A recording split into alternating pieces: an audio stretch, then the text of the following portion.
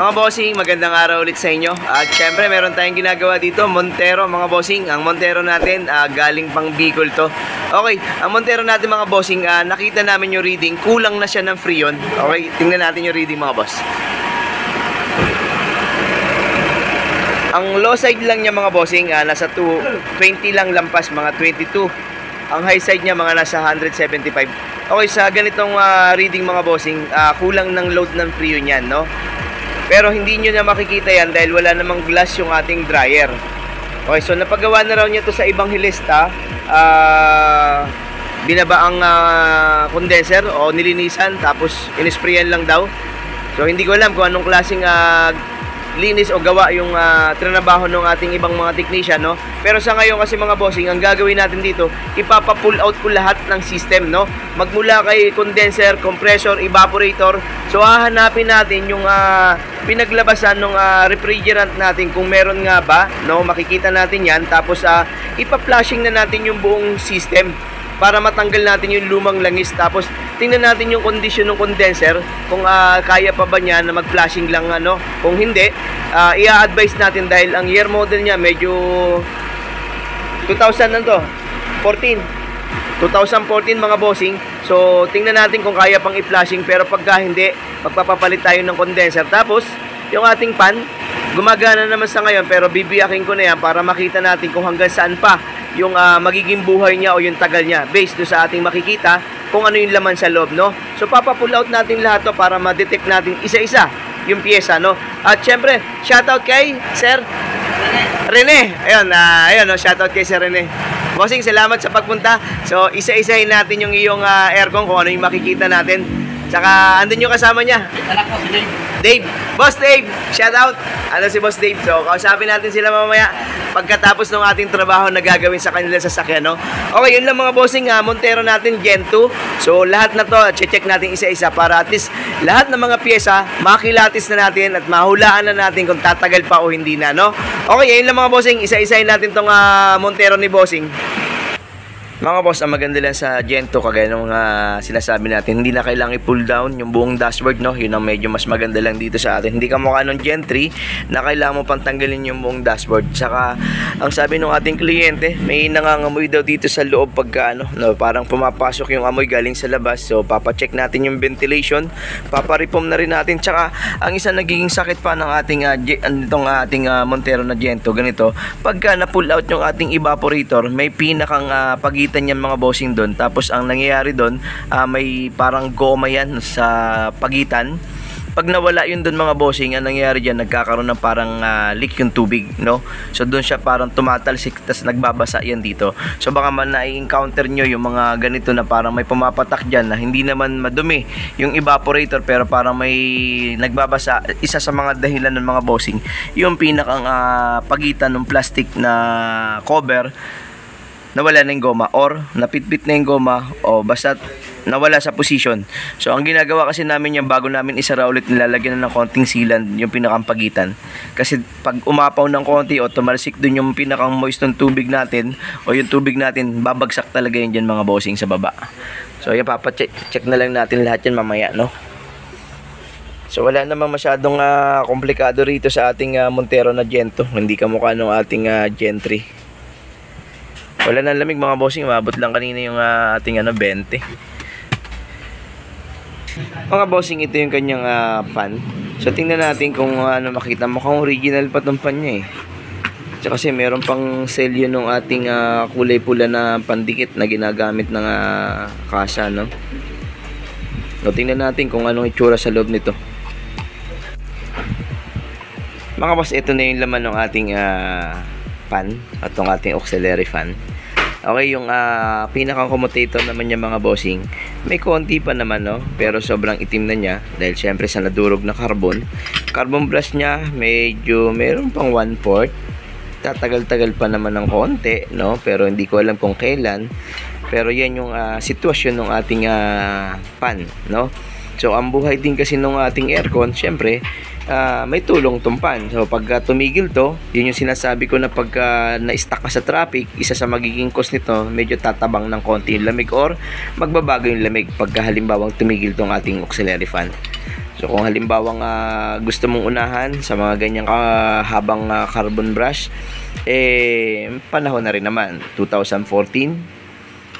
Di pwede na rin siyang palitan. Pero kung medyo nagtitipid pa, syempre pwede namang linisan muna, tapos obserbahan na lang kung kailan siya bibigay. At pagka naramdaman niya, kailangan mapagawa niya to, no? Pero kausapin natin yung kliyente tungkol dito sa ganito. Mga bossing, nagkasundo kami ng ating kliyente na magpalit ng panibagong pan, no? Pero ang gagawin natin dito sa kanya, lilinisin ko pa rin. Nilinis ko na, mga bossing. Ito, lililihain ko na lang to ating commutator. Tapos, papadala ko sa kanila para magkaroon sila ng spare kung sakaling magkakaroon ng trouble tong ating pinalitan. Kasi hindi naman to legit, mga bossing. Okay? So, papadala natin yan para at least kung sakaling kung kailan ang buhay nito at bumigay, alanganin. So, meron silang pwedeng ipalit kagad, no? Madali na lang siyang palitan, no? Papalinis lang natin na mas maganda pa yung commutator. Ayun mga bossing, nilihan na natin yung commutator. Maayos pa naman yung commutator niya. Meron pa naman kahit pa paano, no? Ayan na. So, buhay na lang natin to. Mga boss, ito yung ating evaporator sa harapan, no? So, ang orig pa rin na itong evaporator niya. Ang hindi maganda pagka sakaling hindi magpakita yung leak. Yun ang kalaban natin, mga boss, kasi wala tayong maituturo kung nasan yung singaw, no? Pero syempre mamaya na pagkatapos linisan to, papalik test natin to para ma-final natin kung may singaw talaga o wala. Pero sana kung meron, mga bossing, no, ang pakiusap nga lang natin talaga sa ating mga piyesa na may problema, lumabas na at magpakita. Kasi pagka naniwala tayo sa mata, ibig sabihin sa leak test natin, syempre pwede nating isauli. Pero pagka refrigerant na yung tumatakbo dyan sa loob, saka lang siya mag-o-open, kalaban naman. Kagaya nito, mga bossing, kung taga Bicol pa tong ating kliyente, tapos magkakaroon ng trouble, abala masyado, no? Kaya kung may leak to, magpakita lang para masolusyonan na natin. Ang hirap naman, mga bossing, nang papalitan lahat ng piyesa ni bossing na hindi naman talaga may problema. So kaya iniisa-isa nga natin para makita natin at sana magpakita. Testingin natin to pag natapos linisan. Etong compressor niya, mga bossing, papalik test din natin. Pero medyo tuyo din yung shafting. So yung oil seal baka hindi rin natin pagdudahan. Pero patunayan natin sa leak test mamaya, no? Pero itong condenser, mga bossing, papapalitan ko talaga itong condenser. Kasi andito magmumula yung ating tindi ng lamig o yung magiging response ng lamig, no? Pagka kasi po sobrang high pressure na or problema na nitong ating condenser, hindi na makakapag-reply na mas magandang lamig yan o makakapag-response, no? Kaya papapalitan natin itong condenser niya. Maganda nga sana, mga bossing, kung nandito yung leak, no? Para at least on the spot, kahit na hindi siya magpakita, pinalitan na natin siya. Kaso tingnan natin sa ibang pyesa niya. Mga boss, ito yung rear evaporator niya, no? Ito, matino pa, no? Pero syempre, papalik test pa rin natin. Tingnan natin kung baka mamaya may nagtatagong singaw sa kanya. Ito, na-flashing na to. Pero matino pa, mga boss, oh. O kaya yung sinasabi ng ating kliyente, hindi daw binaba yung likuran na evaporator na nagpalinis siya. So, parang yung harap lang ang binaba. Tapos, condenser nilinisan, no? Matino pa, oh. Orig pa lahat, mga bossing. So sasang kaya, sana magpakita sa atin kung meron talaga. Mga boss, ito yung kalaban natin, no? Yung hindi magpapakita yung leak sa atin. Meron tayong 250 PSI. Okay, front evaporator. Pero wala akong nakikitang lumalabas, mga bossing. Medyo nakatutok lang yung araw sa atin, pero kita ko naman dito.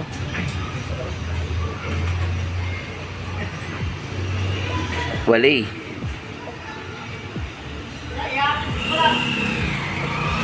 Diba, titingnan pa natin sa iba. So meron pa tayong likuran. So may compressor pa tayo, tapos yung mga linya. So pag wala talaga tayong nadetect, mga bossing, kasi lahat ng mga o-ring naman papalitan natin. So tingnan natin kung isa sa mga yun ba nakuha natin yung leak o nasilba natin yung leak sa mga ganun, ano. Kaso nga lang, syempre, mas mainam na sana yung talagang on the spot nakikita natin na talagang nandun yung leak sa ating pyesa na yun, no? Pero ngayon, wala akong makita rito sa evaporator sa harap. Babad lang natin ng konti. Na-flashing na ng loob nito. Putulan na lang natin. Tingnan natin kung may lalabas. So, babad natin konti. Pag wala, hindi natin siya pwedeng pilitin, no? Kasi baka mamaya palitan natin, tapos wala naman dyan yung problema.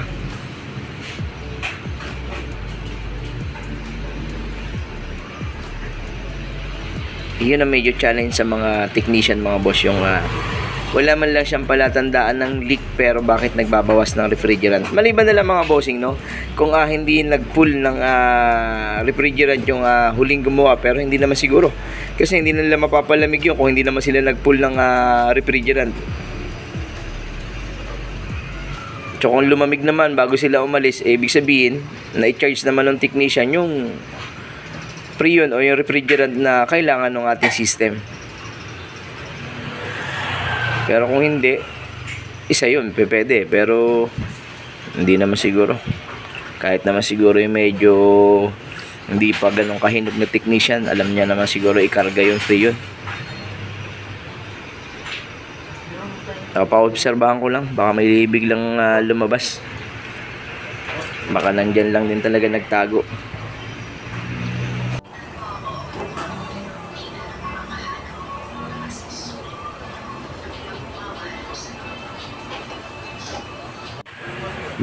Mga boss, wala talaga nakita doon sa ating compressor. So papasuli muna natin. Lagyan na lang natin ng panibagong langis yan. Mga boss, ito yung cover ng ating evaporator. Yung sinasabi ko na pagka halimbawang may tumutulo doon sa ilalim, ayan, may para kasing goma yan. Ayan. Siya lang ang meron yan. Ito lang, hanggang dito lang ang meron yan, no? Ang nangyari kasi, napipit-pit na ng gusto yan or nasisira. Kaya dyan tumatagas yung tubig. So sa taas yan, wala yan, mga boss. Ito lang, baba lang meron yan. Kaya yan, lalagyan natin mamaya ng sealant ng konti yan. Para at least hindi na tumulo yan doon. Dahil yun yung reklamo ng ating kliyente na nagbabasa sa ilalim. Okay? Mga boss, wala tayong nakita sa ibang piyesa natin, no? Pero itong mga charging bulb natin, sa mga na-encounter din natin na wala tayong makitang leak sa mga dugtungan o sa mga piyesa natin, pero yung pinakang charging bulb lang ang may issue, no? So papapalitan na natin ng pito to para sigurado rin na wala. Tapos pag nabuo na natin lahat, mga boss, ililigtas muna natin yung ibang mga hindi pa natin na ibaba na mga dugtungan, no? Pero lahat naman halos, pati mga discharge, suction, napalitan na ng o-ring.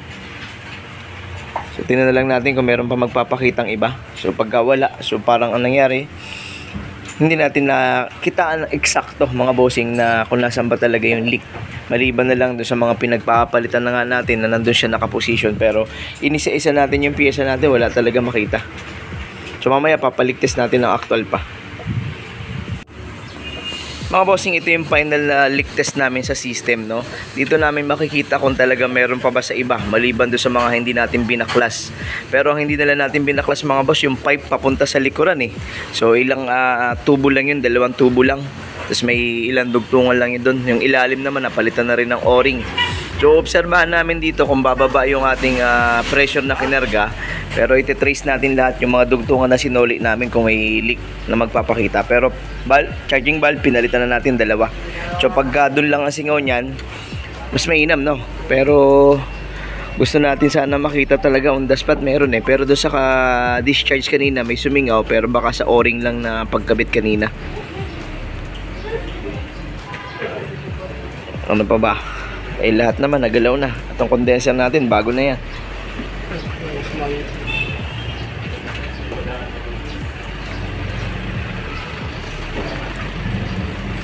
Obserbahan lang namin, mga bossing, pag wala talagang nagpakita, magre-reload tayo ng freon, tapos magpapa-obserba tayo sa ating kliyente kung kailan yung last na ginawa. So dapat doon malampasan namin yun. Kung ilang buwan yung tinagal nung dating o yung unang gumawa o yung unang karga nila ng freon, so dapat malampasan natin yun para masabi natin na nakasolusyon tayo dun sa problema niya, no? Pero ang medyo masakit na katotohanan, talagang wala tayo totally nakita na leak na pwede nating sabihin na nandun talaga. So lahat lang ng mga ginawa natin, inunahan natin yung mga pwede. Charging valve, o-ring, so yun lang naman. Condenser, talagang kahit wala namang singaw yun, papapalitan natin yun. Pero mas mainam kung talagang nandun yung leak sa kanya, para at least na-resolve na natin. Hindi naman tayo pwede magpapalit kaagad ng evaporator mga bossing kung wala naman talaga. Sayang, original yung evaporator niya. So medyo kalaban pagka talagang tinataguan ng leak, no, yung mga gumagawa. Pero sa ginawa natin ngayon lahat, na isa-isa natin lahat yan. So siguro naman kahit papano, baka nasagasaan natin do sa ating ginawa ng mga dugtungan at saka mga ibang pinalitan natin, no.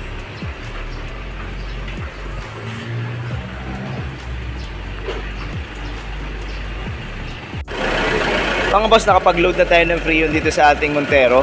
So, Trent ang low side, walang 175 yung high side. So, maganda ang reading. Sas yung sinasabi ng ating kliyente na hindi nag-automatic, mga boss, nag-automatic na ngayon. So, ibig sabihin, nakukuha na niya yung lamig na gusto niya. Okay, tingnan natin yung lamig sa loob.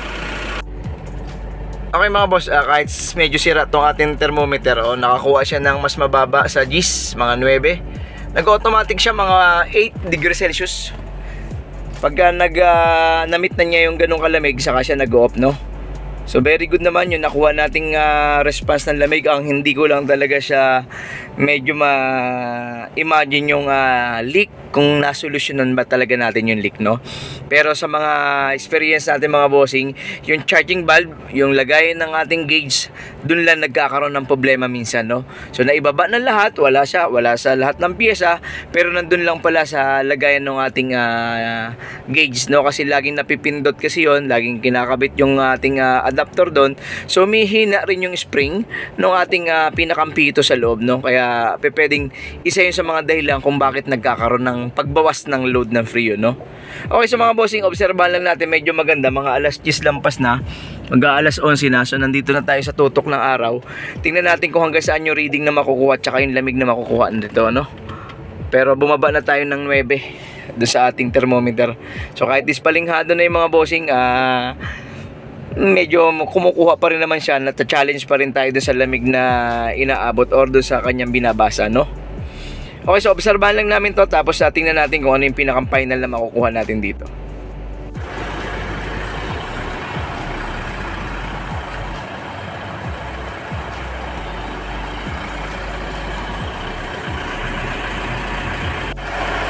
Okay mga boss, okay na tong ating Montero. Papa-obserbahan na lang natin sa ating kliyente kung anong pagbabago at kung yung ating refrigerant ba ay mawawala ulit, no? So sila na makakaalam noon at yung ano yung mararamdaman nila. Papa-update lang tayo mga bossing, no? O syempre, magpapasalamat ulit tayo kay Sir Rene, tama?